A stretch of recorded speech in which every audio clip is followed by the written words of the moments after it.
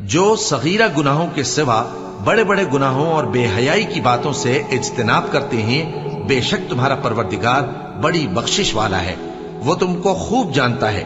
جب اس نے تم کو مٹی سے پیدا کیا اور جب تم اپنی ماؤں کے پیٹ میں بچے تھے تو اپنے آپ کو پاک صاف نہ جتاؤ، جو پرہیزگار ہے وہ اس سے خوب واقف ہے۔ بھلا تم نے اس شخص کو دیکھا جس نے منہ پھیر لیا اور تھوڑا سا دیا پھر ہاتھ روک لیا؟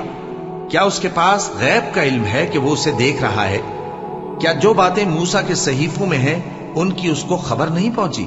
اور ابراہیم کے صحیفوں کی جنہوں نے حق اطاعت اور رسالت پورا کیا، وہ یہ کہ کوئی شخص دوسرے کے گناہ کا بوجھ نہیں اٹھائے گا، اور یہ کہ انسان کو وہی ملتا ہے جس کے لیے وہ محنت کرتا ہے، اور یہ کہ اس کی محنت کا جائزہ لیا جائے گا، پھر اس کو اس کا پورا پورا بدلہ دیا جائے گا، اور یہ کہ تمہارے پروردگار ہی کے پاس پہنچنا ہے۔